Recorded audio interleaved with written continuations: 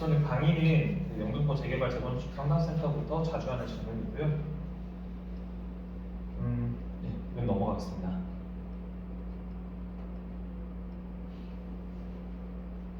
예, 그 재건축 사업기간 최대 6년 단축된다. 분담금도 4분의 1로 단축된다는데 좀 해봐야 될 것 같고요. 이번에 이제 그 정부에서 재개발 재건축 관련해서 안전진단을 안 한다는 거, 안 하는 거 아닌 거 아시죠? 합니다. 네, 사업인가 전까지만 하면 되는데 만약에 조합까지 설립됐는데 사업인가 전 단계에서 안전진단 안 되면은 여러 가지 문제가 발생할 수 있다는 거는 이제 참고하시면 될 것 같고요. 건설사 공사비 현실화에 대한 부분들이 있는데 사실 이제 그 공사비는 어차피 이제 업체의 고유 권한이다 보니까 그런 부분들은 이제 여러 가지 방법으로 좀 검토가 필요하다 이렇게 보고 있는 부분이고 서울시 재개발 위반 동의율 50%로 이제 완화가 됐어도 항상 제가 말씀드리죠 75% 이상은 무조건 나와야 실제로 안전한 사업을 할 수 있다는 부분입니다. 그리고 영등포 대리 반지하 밀집 지역 최고 35층 청각으로 탈바꿈 된다는 거는 이제 신속통합기획으로 가면은 빨리 진행될 수 있다는 그런 차원에서 참고하시면 될 것 같고요. 그리고 분양 단가가 3,400만 원 이제 넘어섰는데 일단은 사실 이제 워낙 지금 공사비가 많이 올라 있기 때문에 실질적으로 이제 서울시에 대한 여러 가지 그 재개발 재건축 분양이라든가 실제 부동산 물동량에 따라서 좀 여러 가지 이슈는 있는데 일단 그만큼 이제 많이 올랐기 때문에 분양가가 더 올라간다는 부분입니다. 네, 그거는 좀 안타까운 현실이고, 네, 소형 빌라 오피스텔 사도 주택으로 이제 간주하겠다니까 그만큼 이제 부동산 거래가 안 되고 있기 때문에 그런 차원에서 진행되는 부분입니다. 지금 이게 가장 큰 문제죠. 건설사가 지금 어지간한 사업률이 나오지 않으면 들어오지 않고 있죠. 네, 그런 부분들은 개발하실 때 좀 고려를 하셔야 된다는 부분 좀 볼것 같고요. 네. 오늘 핵심 키워드는 이제 총회하고 전문조합 관리인 대의원의 이사회입니다. 근데 미리 여러분들한테 말씀드리면 대의원회하고 이사회가 사실 실질적으로 재개발 재건축 국면에서는 무용지물이 될 수도 있어요. 결과론적으로 조합장을 뽑는 순간 조합장이 거의 무소불위의 권력이기 때문에 실질적으로 조합장을 막을 수 있는 건 대의원이든 이사회든이 아닙니다. 바로 총회에서만 막을 수 있어요. 아니면은 조합장이 대단한 어떤 범죄 행위를 저질러서 벌금형이 꽤 나오지 않는 이상은 쉽지도 않고 그리고 벌금형이 확정되기까지 기간이 있기 때문에 그거는 이제 여러분들이 굉장히 좀 조심하셔야 되는 부분들입니다. 참고하시고 진행하겠습니다. 제일 중요한 거는 말씀드리지만 사실은 총회예요. 총회가 제일 중요합니다. 총회에서 모든 것들이 의결되고 총회에서 의결된 사안에 대해서는 절차상의 하자만 없으면 사실 법원으로 끌고 가더라도 사실은 뒤집기 힘든 그런 상황들이 굉장히 많아요. 그래서 저희가 자문하는 경우에도 이기기도 하고 지기도 할 때 이 총회 사항에 대해서 사실 건드리기가 쉽지가 않아요. 이렇게 보시면 되고 그다음에 전문조합 관리인이 있는데 사실 불가피한 경우에 직무 수행하는 형태이긴 하지만 전문조합 관리인이 하는 경우는 극히 드물고 있기 때문에 대부분 조합장이 교체한다거나 한 번 조합장이 계속 가는 경우가 많은 겁니다. 여러분들 아시다시피 대의원은 이제 조합원의 10분의 1 이상으로 이제 의결기관이 구성이 된다는 건데 말 그대로 이거 쉽게 말씀드리면 총회가 제일 상단에 있기 때문에 이렇게 이사회에서 이제 여기서 의견 개진하는 것뿐이에요. 올라오는 의견은 총회에서 하는 거예요. 그러다 보니까 결과론적으로 총회 의견이 제일 중요하다고 보시면 됩니다. 내용들 그렇게 중요하지 않아요. 총회 그 내용을 보시면은 당연히 총회는 1년에 한 번 정기적으로 개최하게 되어 있고요. 그 임시총회 같은 경우는 정해진바 스파성으로 필요시에는 이제 개최를 하는데 대부분 이 임시총회 같은 정기총회는 이제 하게 돼 있기 때문에 한 부분이지만 사실 임시총회 같은 경우는 이제 임시총회가 열리는 경우는 보통 조합장 발의가 많아요. 조합장 발의가 많기 때문에 분쟁 상황에서 좀 여러 상황이 있겠지만 대부분 이렇게 구성이 된다. 그렇게 이해하시는 게 제일 중요하고요. 총회 종류에는 이제 사업시행 계획총회, 관리처분총회, 청산총회, 해임총회 등을 부르기도 하지만 그냥 거의 총회라고 하시면 됩니다. 1년에 한 번씩은 무조건 있다라고 보시면 됩니다. 그리고 중요한 안건 사항 같은 경우는 주로 이제 임시총회 때 스파성을 일어나는 경우가 실무에서 많습니다. 총회 소집권자는 뭐라고 했죠?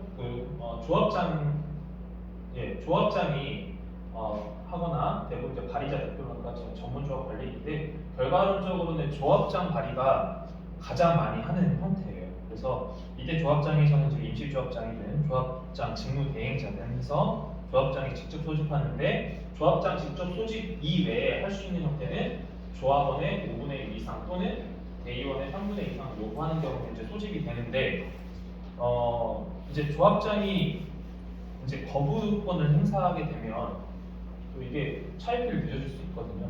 그래서 그런 부분들 좀 참고하시고 제일 좋은 거는 이제 조합원 발의를 하는 게 제일 좋아요. 그래서 5분의 1 이상이라고 하나 실질적으로 항상 제가 수싸움이라고 말씀드렸을 텐데 50% 이상이 발의를 해주는 게 가장 좋아요. 그러면은 조합장이 안 열려고 해도 안 열 수가 없거든요. 그런데도 안 열어주면은 이제 감사가 직권 발의를 해서 열 수도 있고 감사마저 좀 협조를 안 해주면 나중에 이제 관할 구청에서 통해서 구청장 권한으로 열 수가 있습니다. 그러면은 집단민원 들어가야겠죠. 그런 부분도 좀 참고하시면 됩니다. 그러니까 장황하게 설명 안 드리고 핵심 사항 위주로 설명드릴게요. 그 내용만 알고 계셔도 여러분들 한 8, 90% 넘어가는 겁니다. 발의자는 이제 조합원의 5분의 1 이상, 그 다음에 대의원 3분의 1 이상 말씀드렸고요. 이결 이내 소집하지 않은 경우는 감사가 지체 없이 총회를 소집할 수가 있는데 또 이거를 또 뭐 분쟁 상황에서 조합장이 거부할 수도 있어요. 그렇게 되면은 일단은 감사가 이결 이내 안 하면은 구청장의 승인을 받아서 소집을 할 수가 있고, 그 다음에 이제 그 해당 조합의 그 관리기관이 구청에서 행정감사를 할 수가 있죠. 그렇게 보시면 되는 겁니다. 조합 같은 경우는 10분의 이상 되면 똑같은 얘기이기 때문에 이 부분은 좀 넘어가도록 하겠습니다. 전문조합 관리인데요. 사실은 이거는 뭐 거의 이런 일이 발생하면 안 되겠죠. 그런 발생할 일이 없고 이것인데 이거는 뭐 큰 의미가 없으니까 넘어가도록 하겠습니다. 이제 표준정관에 보면은 의사 소집 절차는 이제 이사회 의결을 통해서 사전 심의를 하고, 그러니까 이사회 의결을 한다는 거는 최소한의 요식행위예요. 그리고 이제 의안 심사 때 이제 이사회가 의결을 한다고 해서 모든 게 결정되는 게 아니에요. 최종적으로는 총회에서 결정하게 돼 있기 때문에 이사회에서 알아서 하겠지라는 생각하는 순간 큰 문제입니다. 그래서 이사회는 의결하고 이제 사전 심의하는 거고 소집 공고가 되면 이제 소집 통지가 되고 그다음에 해당 일날 마찬가지로 총회를 여는데 여기서 보시면 소집 공고는 이제 14일 전에 회의 목적 안건에 대해서 이제 공고하게 돼 있고요. 뭐 홈페이지든 게시물이든 그렇게 하게 돼 있고, 그다음에 이제 소집 통지는 이제 총회 일주일 전에 등기 우편으로 발송할 수가 있는데 기본적으로 이 일정은 무슨 절차이기 때문에 절차는 무조건 뭐 조합이 되는 취지에는 지켜줘야 되는 거고, 그다음에 그런 경우도 있을 수도 있어요. 이건 하나의 팁인데 나한테 그런 사례가 있기 때문에 말씀드리는 겁니다. 나한테 불리한 그러니까 나한테 협조적이지 않는 조합원에 대해서는 일부러 늦게 보낼 수도 있어요. 근데 여러 가지 이제 이유가 발생하죠. 뭐 여러 가지 행정적인 절차가 문제 있었다. 근데 그거에 대해서 잘못했다고 하기가 참 애매해요. 그러니까 그런 부분들은 적극적으로 어필하시고 분명히 발행을 나누면은 그쪽에다가 조합 추진에 있는 조합 쪽으로 담당자한테 사무국장이든 조합장이든 나 못 받았다 이런 의사표시를 반드시 하셔야 됩니다. 그게 다 결과부터 남습니다. 그래서 총회 소집 결과 정족수 미달되는 경우는 총회를 재소집해야 되는 거죠. 당연히 재소집하게 되는데 재소집임에도 미달되는 경우에는 이제 대의원 총회를 가름할 수가 있는데 가급적이면은 총회를 통해서 의결을 거쳐야 돼요. 그런 부분을 참고하시면 될 것 같습니다. 총회 이제 개의 요건도 아까 이제 말씀드렸었죠. 그 의사 정족수의 결의를 성립해서 일정 수의 조합원이 출석하고 회의가 성립하는 데 필요한 최소한의 구성원이 되는데 지금 이제 도정법에 따라서 정관이 없는 경우는 조합원의 과반수 출석으로 해야 되고 그다음에 조합원의 과반수 출석과 조합원 10분의 이상이 직접 출석을 해야 합니다. 그러니까 결과론적으로 이거 다 필요 없고요. 과반수 이상이 출석을 해야 되고 실질적으로 총회나 뭐 임시총회가 열었을 때는 관심을 갖고 조합원분들이 가서 봐야 돼요. 그런데 대부분 이제 분쟁이 발생되거나 여러 가지 뭐 좋지 않은 상황에서는 서면 결의로 가름시키는 버리는 경우가 많기 때문에 수싸움이 제일 중요합니다. 그래서 조합 측이나 아니면 혹시 뭐 조합원 입장에서 여러 가지 이슈가 있으시면 이 조합원 수싸움에서 무조건 이기지 않으면 쉽지 않을 수가 있습니다. 규정에서 보시면은 그 총회 종류에 따라서 사업 시행 계획서라든가 뭐 관리처분 계획이라든가 이런 것들이 있는데 그거는 이제 조합원의 10분의 2 이상이 이제 직접 출석을 이제 요청을 하는 거고 근데 사실은 지금 이거보다 더 중요한 거는 뭐가 제일 중요하냐면요. 시공사 선정을 위한 총회가 제일 중요해요. 왜냐하면 결과론적으로 모든 사업비의 시작은 시공사가 넣는 계약금부터 해서 사업비가 집행이 되기 때문에 시공사를 선정을 잘못하면은 이제 문제가 되겠죠. 그죠? 그리고 근데 사실은 여기서 한 가지 팁을 드리면 시공사가 선정되기 전에 이미 경합하는 시공사 차원에서 자체적으로 OS를 돌립니다. OS를 돌리고 여론몰이하고 해서 이미 총회가 통상적으로 하기 전에 대략적으로 결정이 나요. 실무 거의 결정됐다고 보시면 돼요. 뭐 여러 가지 조합의 입장에서도 볼 수도 있고 또 조합 쪽의 업무가 마음에 안 드시는 분들도 계시면 또 그분들이 또 밀어주는 시공사가 있을 텐데 총회전 이미 끝납니다. 그렇기 때문에 그 전에 여러분들이 조합원분들이 관심을 많이 갖고 나한테 어떤 게 도움이 되는지 이런 거를 구분할 필요가 있고 그거에 따라서 시의적절하게 대응을 하셔야지 나중에 문제가 발생하지 않을 수 있습니다. 그래서 조합원의 과반수가 직접 출석해서 의결을 하시는 쪽으로 변경이 됐던 거죠.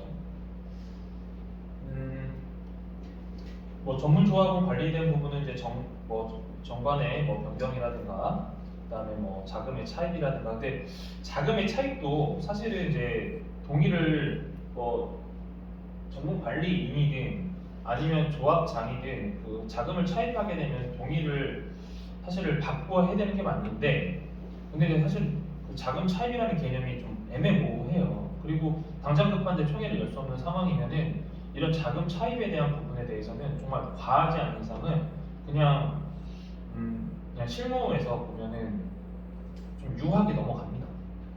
유하게 넘어가요.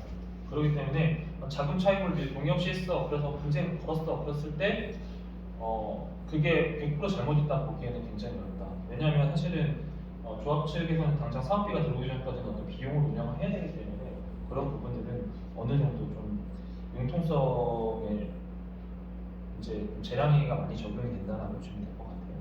그렇게 보시면 되고요. 그 다음에 조합원의 임원 선임이라든가 해임에 대한 부분도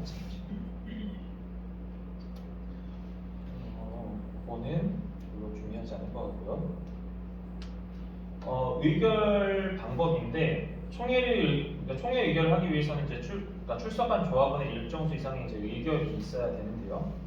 법도는 이제 정관의 규정이 없는 경우에는 이제 조합원 과반수 출석과 출석 조합원의 또 과반수 그러니까 예를 들어서 조합원 수가 100명이다라고 하면은 50명 이상이 출석을 해야 되고 그다음에 그 50명 이상 중에 25명 이상이 동의하면은 그건 통과가 되는 부분입니다. 그리고 이제 사업 시행 인가나 이런 부분에 대해서는 과반수의 찬성이 필요하고요.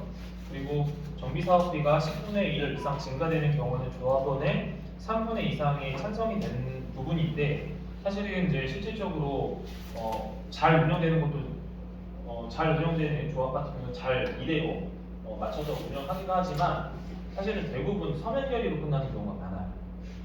그러면 서면 결의는 어떤 사항인지 모르고 일단 동의를 해준다는 거죠. 그러니까 그런 부분들은 좀 신경을 쓰셔야 된다 보시면 되는 거고요. 그리고 내가 도장 찍어주거나 동의하는 거에 꼼꼼히 잘 살펴보셔야 된다. 좀 많이 강조하고 싶습니다. 대리인 자격 같은 경우에는요, 배우자, 직계 종기속 또는 형제자매 중에 성년자인데 해외에 거주하는 조합 및 법인이 지정한 자입니다. 그래서 대리인이 지정해야 될 거는 위임장이 분명히 있어야 되고요. 근데 위임장도 가급적이면 조합에서 그 총회나 이런 거를 고지를 할 때 위임장 양식을 보냅니다. 그래서 그 위임장 양식을 준용을 해주시고요. 간혹 급한 상태에서 뭐 이제 저는 양쪽 다 얘기를 해야 되기 때문에 이제 조합 차원에서는 그 규정 양식을 지켜야 되는데 간혹 급한 쪽에서 별도로 조직이 움직이다 보면은 그 위임장 양식을 별개로 해서 처리하는 경우도 있어요. 그런 경우에는 인정이 안 될 수도 있다. 그리고 이제 신분증은 반드시 지참해야 되는 거고, 그다음에 대리인 가족일 경우에는 이제 가족관계 증명원이나 이런 것들 증명서를 반드시 내야 됩니다. 없으면은 안 되고요. 그리고 이제 본인 참석하는 경우에 신분증만 있으면 됩니다. 그래서 서면 결의서 같은 경우에는 이제 조합에서 지정하는 일시까지만 제출하시면 되는 거죠. 당연한 거죠. 언제까지 제출하라고 하면 되는 거고. 서면 결의서 제출에 현장 참석지 직접 참석 인원을 설정하면 서면 결의서 개봉 전까지는 참석지는 철회 가능하다. 개봉하면은 안 되는 거예요. 개봉되면 이제 끝나는 거죠. 그래서 이제 시공자 선정을 위한 총회 의결 경우에는 서면 결의서를 제출했다 하더라도 직접 출석하여 의결하지 않는 한 직접 참석자에게 포함되지는 않는다는 부분. 그러니까 지금 이제 시공사 선정 같은 경우에도 제일 중요하다고 했어요. 그러니까 재개발 재건축에서는 제일 중요한 게 일단은 조합장을 뽑는 게 제일 중요하고요. 두 번째는 시공사 선정하는 게 제일 중요합니다. 실제적으로. 그러면 본인이 직접 의사결정을 하고 서면결의서 끝내버리면 안 된다는 거고, 최근에 이제 도정법이 강화가 되면서 시공사 선정할 때 그리고 설명회 기사할 때 그리고 조합원들의 직접 참여를 많이 유도하는 거예요.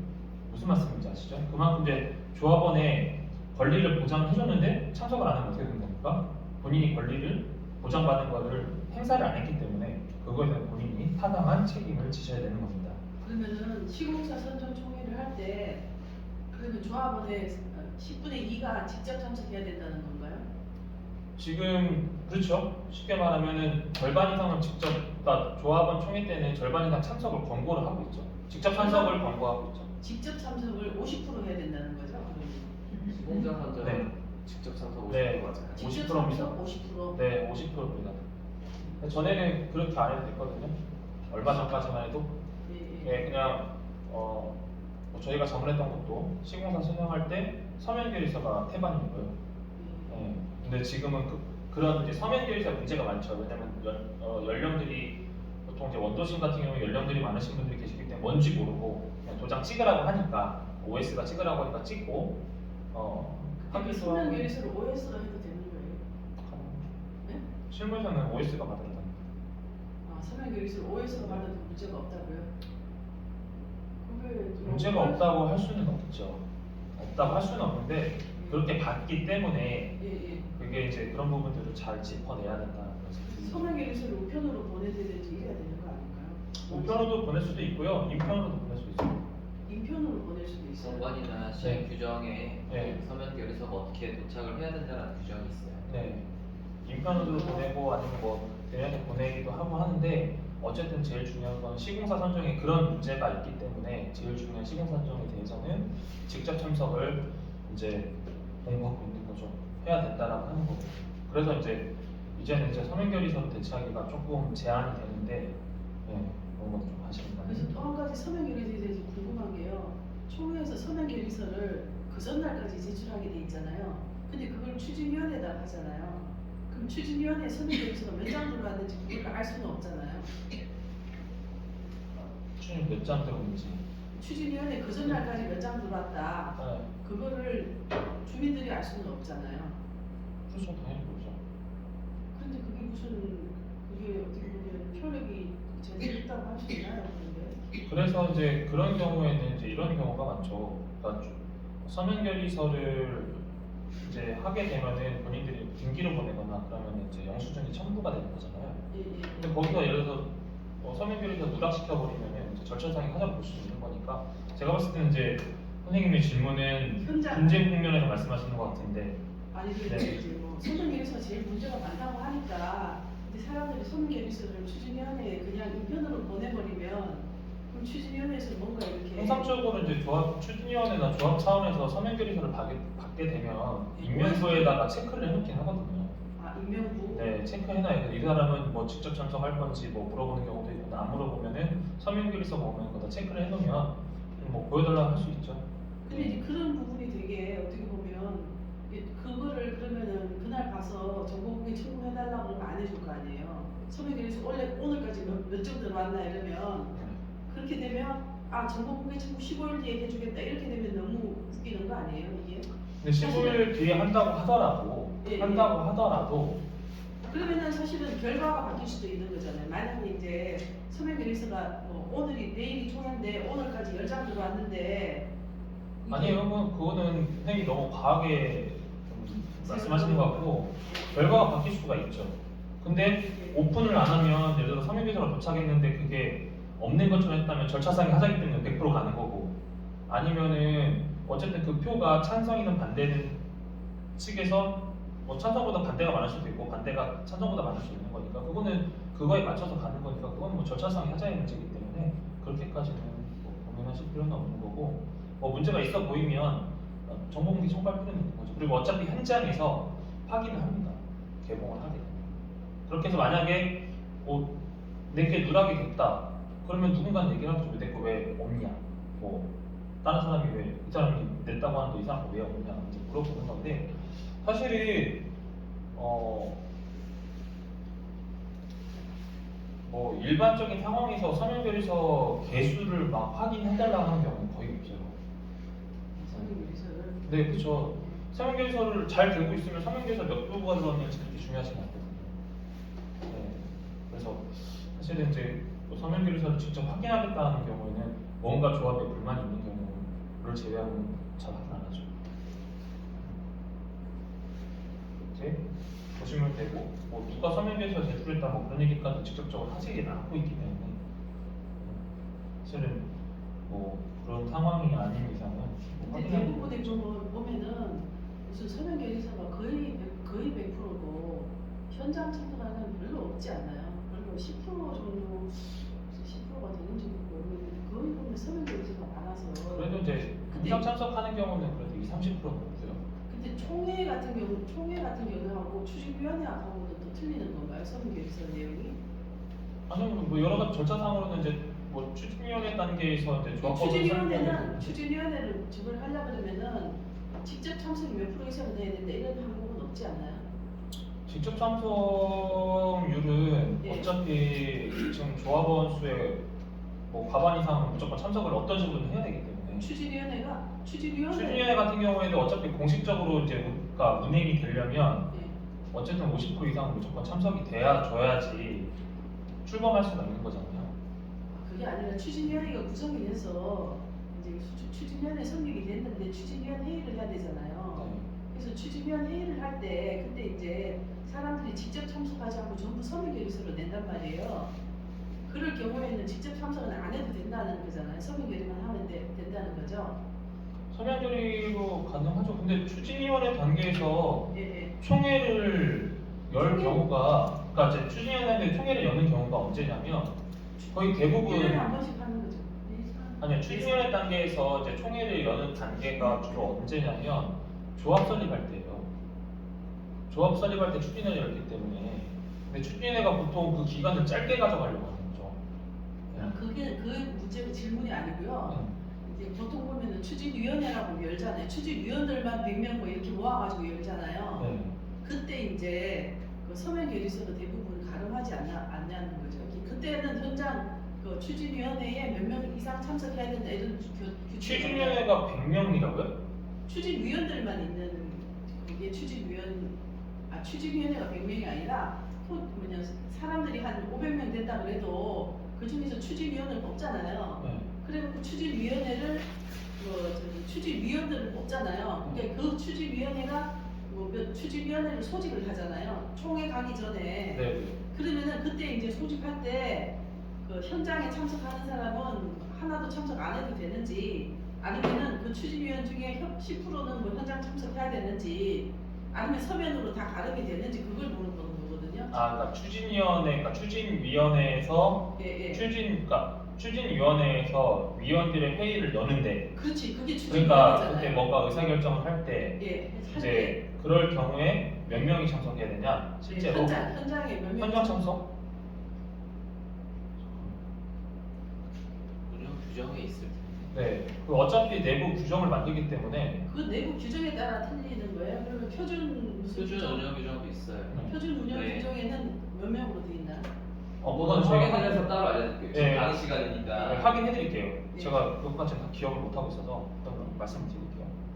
근데 어쨌든 제일 중요한 거는 뭐 추진위원회든 뭐 조합이든 간에 어차피 50% 이상은 무조건 참석을 해야 의결이 되는 구조이기 때문에 그렇게 보시면 되는 거고, 그리고 추진위원회에 이제 말씀을 하셔서 쭉 말씀을 드리면 사실은 이제 추진위원회가 운영이 된다고 하더라도 거의 이제 의결하기 위한 최소한의 행정 절차, 뭐 어떤 사진도 찍어놔야 되고 그런 거기 때문에 그냥 저희가 그런 것까지는 여태까지 자문하면서 뭐 추진에 그렇게 물어보신 건 없었고, 그냥 참석하고 사진 찍고 거의 의결사항은 이미 공유가 됐기 때문에 그냥 바로 해산하는 형태였거든요.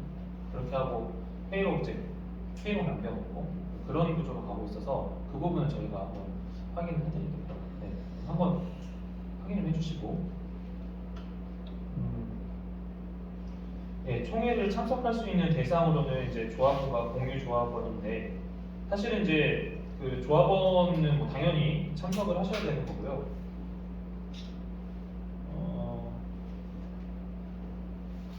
뭐 조합에 뭐 신고된 뭐 대표 조합원과 대표 조합원의 뭐 대리인은 참석 가능한 거고, 그리고 대표 조합원이 이제 미선임 된 경우에는 총회 당일 입장하는 거 선임 신고하시고 입장하면 되는데, 통상적으로 이제 조합원 같은 경우는 가족들이 많이 참석을, 만약에 본인이 참석하는 가족이 참석하는 거기 때문에 가족관계 증명서를 꼭 첨부해 주시면 됩니다.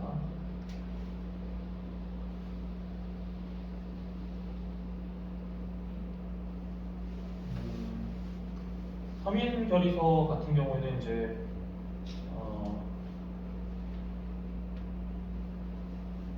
여기서 주요 내용이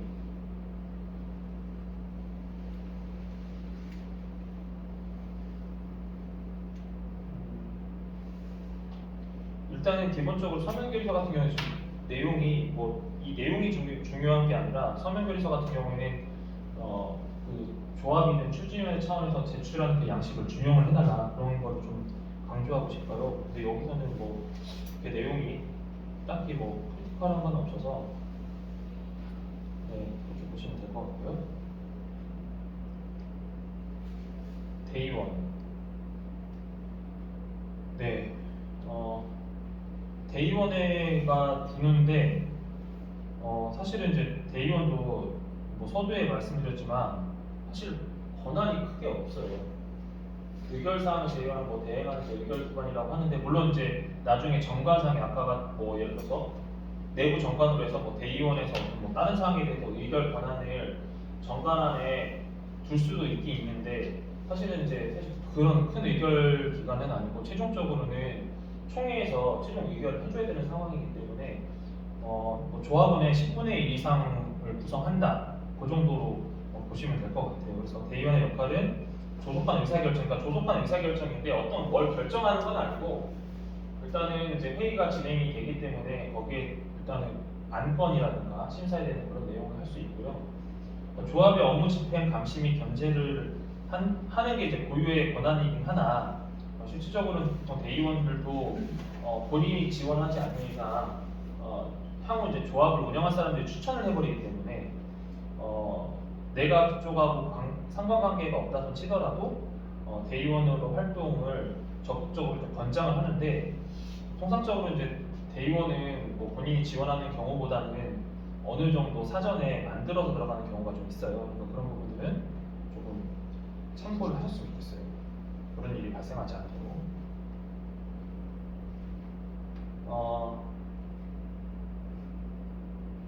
당연히 뭐 조합장이 아닌 조합 임원이 대의원이 될 수가 없는 거고, 조합장은 대의원의 의장이 되는 거고 의결권을 갖게 되는 거죠. 그러니까 모든 거는 조합장이 그러니까 의장이기 때문에 그렇게 보시면 될 것 같고 임기는 이제 선임하고 이제 해산시까지고 정관의 임기에관한 별도 규정을 둘 수가 있어요. 그래서 선생님들이 좀 확인하셔야 될 게 정관의 내용이에요.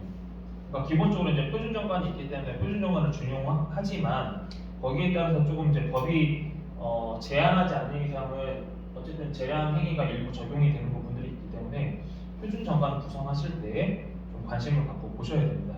거의 이제 정관 같은 경우에는 그 통상적으로 이제 추진위원회 단계에서 이미 정관을 어느 정도 구성하고 들어가고 있기 때문에 그때 이제 하지 않으면 아마 뭐 정관 구성에 대한 부분은 법이 설립되는 동시에 정관이 적용이 되는 부분이 있기 때문에 그 이후에는 진짜 바꾸기가 쉽지가 않아요. 그런 부분들을 좀 참고하시면 되고요. 네, 뭐 대의원 선출은 당연히 조합원 중에서 선출하는 거죠.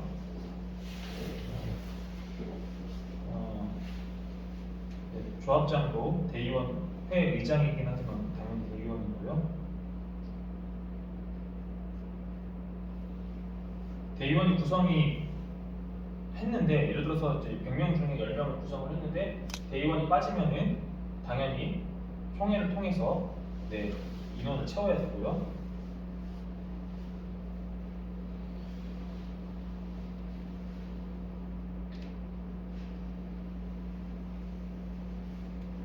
예, 나머지 큰 사항은 없으실 것 같고, 그러니까 대의원을 이제 소집하는 것도, 그러니까 뭐 조합도 마찬가지지만 조합장 권한이 막강하기 때문에 조합장이 필요하다 보면 무조건 열 수가 있고요.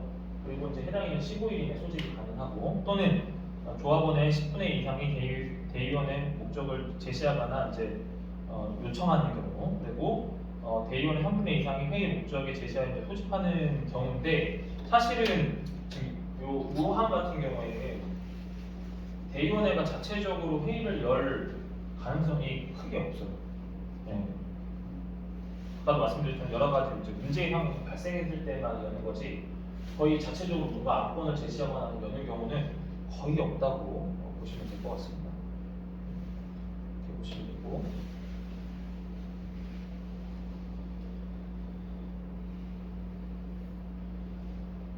마찬가지입니다. 회의도 이제 7일 전에 통지서를 통해서 이제 공고원과 게시하게 되겠고요. 긴급 사안에 대해서는 이제 회의 개시일 3일 전에 이제 통지를 하게 돼 있는데 뭐 안건 상정 여부인데 뭐 거의 기묘한 사항은 없고요. 어느 정도 이제 조합이 구성이 돼가지고 이제 돌아가기 시작하면 사실 이제 대의원이 어떤 별도의 의안을 상정할 가능성은 그러니까 조합장이 이제 임총을 열거나 아니면 조합장 발의 아니면 거의 자체적으로 하기는 어려워요. 왜냐면 조합상을 제일 잘 알고 있는 거는 조합장이 알고 있기 때문에 그런 부분들도 좀 참고하셔야 될 것 같고 의결 사항으로는 이제 거리된 임원이나 대의원의 이제 보고선거에 대한 이제 의결이에요, 의결. 그리고 예산 및 결산 승인에 관한 방법이라든가 그다음에 사전 심의 및 총회로부터 위임받은 사항, 위임 사항이라는 게 있죠. 위임이 대의원한테 어떤 거를 주는지 내용을 꼭 보셔야 돼요. 총회로부터 어쨌든 총회가 위임을 줬을 때 대의원을 줬을 때 이 위임 사항이 나의 이해관계에 맞는지 안 맞는지 그런 걸 좀 확인해 주실 필요가 있는 거고요.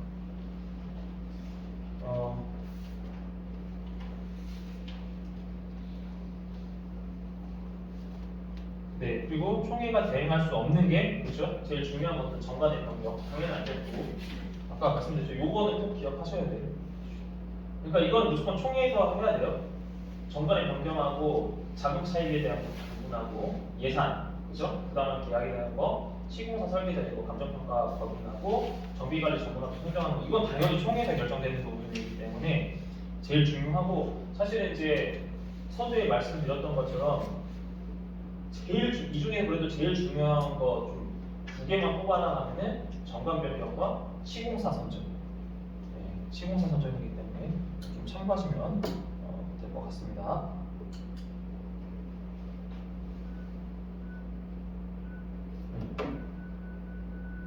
근데 예산에 대해서 물어보고 싶은데요. 네. 예산을 만약에 이제 원래 그 작년 같은 경우에 네. 2023년, 24년 예산을 해야 되는 거죠? 이제 총회를 열면 2024년도 거든요. 2024년도 예산을 해야 되는 거잖아요. 네. 근데 그러면은 만약에 2024년 걸로 안 하고 23년 걸로 하면 어떻게 되는 거죠? 그 무슨 말씀이시죠? 아, 그러니까 이제 그러니까 예산이 이제 네. 예산을 이제 그 전에 예산 하기 전에 이제 총회를 열어서 예산을 통과시켜야 되잖아요. 네. 근데 이제 그 예산을 2024년 예산이 아니고 2023년 예산을 통과시키면 그러면 어떻게 되는 거죠?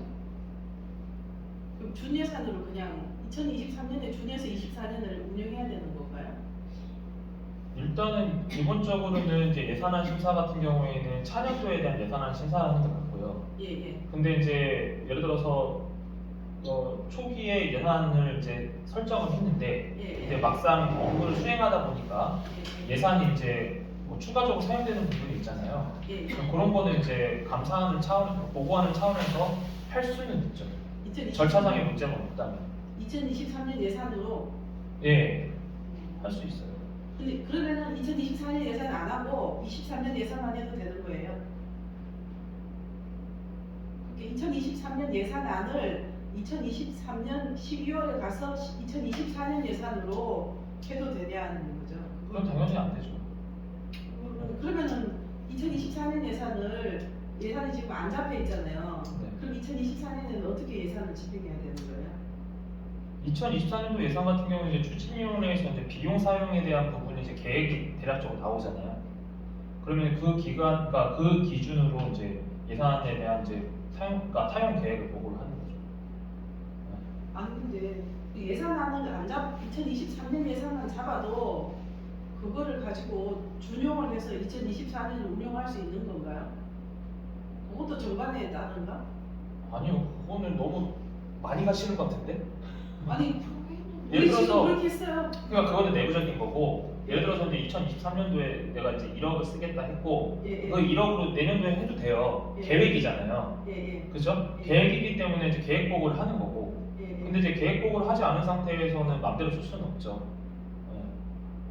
그거는 보셔야 되는 거죠. 그러면은 그걸 2023년도 예산을 2023년 12월 달에 통과시켰다 하더라도 2024년에는 쓸 수 없다는 이야기죠. 그게 제가 이해를 무슨 말인가면 2023년 예산을 2022년 초에 이렇게 2022년 말에 2023년 예산을 정해야 되잖아요. 그렇죠? 근데 그걸 안 하고 계속 지나오다가 네. 2023년도 12월 달에 가가지고 2023년 예산을 그 총회에 통과시켰어요. 22년도 예산을 준용해갖고 23년도에 그냥 쓰고. 1월 달부터 11월까지 쭉 쓰고 총회가 되기 전까지 썼다가 총회를 열어서 23년도에 우리 이만큼 썼다. 아니 이제 예산안은 썼다는 예산안을 아니 그러니까 지금 잠시만요. 그 결론은 2022년도 예산을 준용을 해서 2023년 쓰고 네. 2023년도 예산을 확정한 거고, 또 2023년도 예산을 안을 갖고서 2023년도를 준용해서 쓰고 2024년도 예산을 나중에 실행 보고한 거잖아요. 아니 지금 아직 2024년이니까 그러니까 2023년도 예산안은 2023년 12월 달에 통과시켰다고요. 그래도 된다는 거죠? 조합에서 조합 그거는 이제 조합에서 결정하는 그렇죠. 사람이라서 조합에서 해야 돼요. 그렇게까지는 네 글쎄요 너무 그것도 조합의 추진위원회에서 하기 나름인가라는 거죠. 그렇죠. 그러니까. 네 어차피 의결 사항에서 그렇게 해버리면 끝이죠. 네. 의결 사항에서 네. 네. 검찰은 미안하다는 것 같아요. 그렇게 보셔야 될 것 같아요. 근데 이제 좀 죄송한 특별 건데 케이스죠. 아니요 특이한 케이스 아니에요. 일반적으로 그럼 그렇게 네, 근데 이제 그렇게 질문을 안 하시는 것 같은데 이게 그거는 나중에 지금 이제 따로 하셔야 될 것 같아요. 중간 중간에 아 죄송합니다. 네, 30분 전에 오셨었잖아요, 그죠? 예. 근데 그거를 중간 중간에 물어보시면 다른 분들 예산에 대해서 이야기를 예산은 제가 말씀드렸잖아요. 예. 결과론적으로 총회든 추진위원회 총회든 조합 총회든 간에 그 안에 결정되면은 방법이 있다니까요. 네. 그러면 그때 그럴 얘기를 하실 게 아니라 그때 잘못됐다는 거를 누군가는 얘기해서 문제 제기를 해야 됩니다. 그죠? 네. 제가 어디까지 했나요? 아 지금 대의원을 네. 교수. 대운이 총회 중요한 네, 총회에서 제일 중요한 거 네. 정관 변경 사항하고 그다음에 이제 시공사 선정이 제일 중요하고 그다음에 이제 예산입니다. 네. 넘어갈게요. 예, 대의원에서 근데 그 통지 사항에 대해서만 의결을 할 수가 있고요. 그다음에 대의원에 이제 자신과 이해관계 있는 사항을 의결시키는 대의원에서 당연히 의결권 행사가 할 수가 없겠죠. 근데 이제 아까 소도에 말씀드렸던 것처럼 대의원이 실제적으로 실무에서 크게 활동할 일이 거의 없어요. 아니면은 조합장이 대단한 문제를 발생해서 대의원을 인지해서 대의원 차원에서 뭔가 발의하지 않는 이상은 거의 사실은 그냥 이런 일을 할 수 있구나 이 정도 수준만 알고 계시면 될 것 같아요. 네, 긴급대의원회 이건 다 이유가 있는 거죠. 긴급대의원회 열 때는 대의원의 의결이 요구된 사안이 갑자기 발생한다거나 그리고 이제 회의 개최 3일 전에 통지하고 대의원에서 이제 안건 상정을 여부를 묻고 의결해서 서명결의서 방법을 인정할 수도 있는 거고.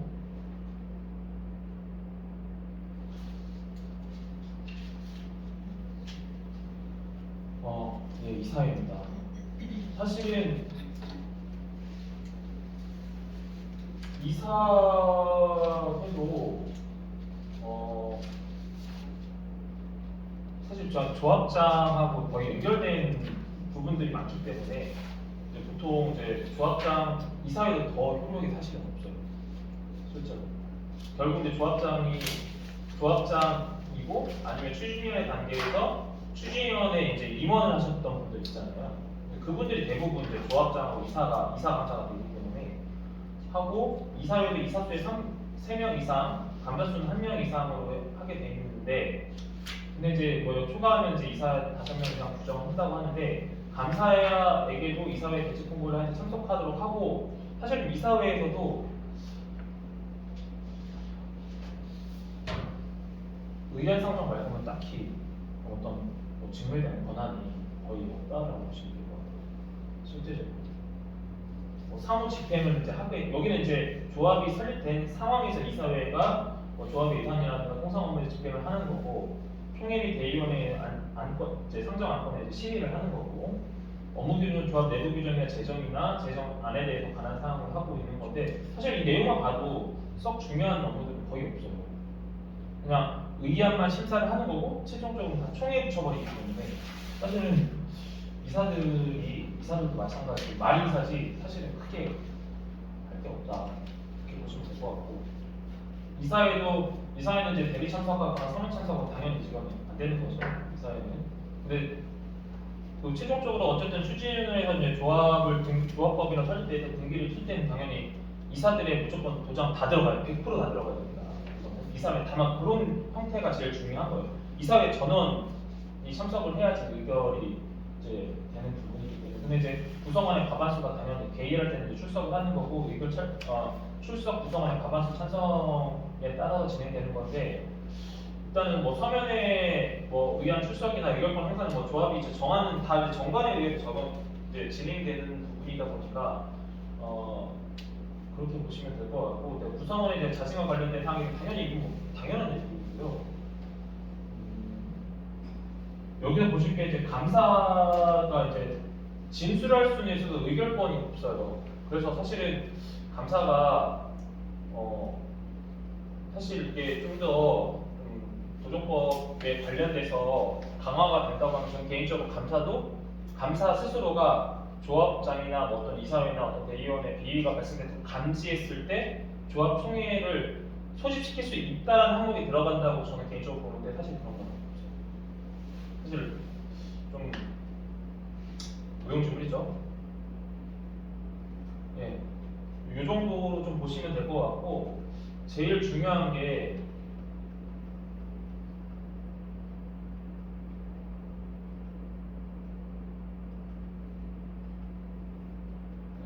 총회예요.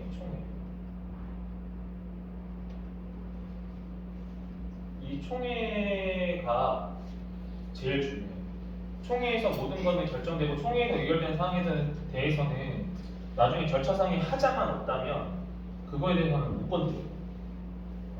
그런 부분들이 있기 때문에 이제 조합원인 분들 같은 경우에는 그 절차상의 하자에 대한 부분이 있었는지, 근데 사실 절차상의 하자라고 했을 때는 요즘에는 어지간하면 이 관계 변명을 좀 무시하고 가는 경우가 거의 없고요. 절차상의 하자가 발생되는 경우 진짜 극히 드물고, 사실은 이제 비위이기 때문에 이제 여러 가지 문제가 발생하는 거기 때문에 아마 절차상의 하자가 발생할 일은 극히 드물다. 근데 절차상의 하자가 있다손 치더라도 굉장히 경미한 사항 위주만 발생하기 때문에 사실은 이제 의결 권한이 제일 중요하다. 그래서 모든 이제 행사는 총회에서 의결하셔야 여러분들이 원하는 바라는 바를 결정할 수가 있다. 이렇게 보시면 되는 거고, 아까 말씀드렸던 것처럼 대의원회나 사실 이사회 같은 경우에 참 죄송한 말씀이지만 대의원회나 이사회가 사실 할 게 크게 없어요.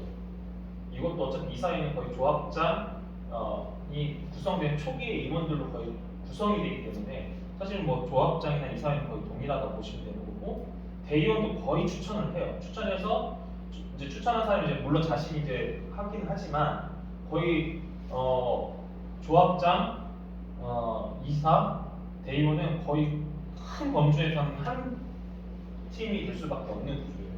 정말 어떤 굉장히 잘 돌아가는, 정말 평화적인 표현이 맞는지 모르겠는데 잘 조직된 구성체가 아닌 이상은 거의 조합장이나 대의원이나 이사는 한 편입니다. 그런 부분도 좀 참고하시면 될 것 같고,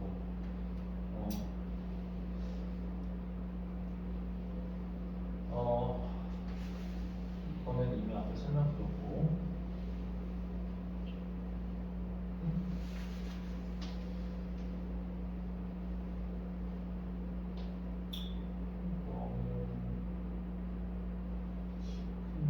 지금 여기서 좀 민감한 질문이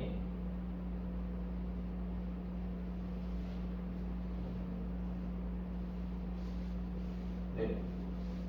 여기서 보시면 아시겠지만 이런 건데, 이제 그 대리인 참석에 대한 직접 참석 같은 경우는 이제 그 직접 출석에는 조합원 대리인, 조합원 본인을 대리해 출석하는 경우를 이제 포함하게 되는데, 보통 이제 가족들이 대리인으로 참석을 많이 한다고 말씀드렸죠. 그래서 까먹지 말아주셔야 될 게, 그 가족관계 증명서 무조건 서류는 완성품으로 갖고 가야 돼요. 꾸준히할 게 안 돼, 인정 안 돼요. 아시죠? 이미 설령 이렇게 알 수 있잖아요. 제가 조합원이고 제 아내인데 다 가족이니까 알 거 아니에요. 근데 저희 아내가 참석을 했어요. 근데 서류가 없어요. 우리는 알지만 현장에서 인정이 안 된다. 그것 때문에 문제가 안 된다. 그런 부분이고, 서면 계획서도 제출할 때 마찬가지. 신분증 빠져 있으면, 본인 신분증이나 이런 것들이 빠져 있으면 어떻게 될까요? 인정받을까요?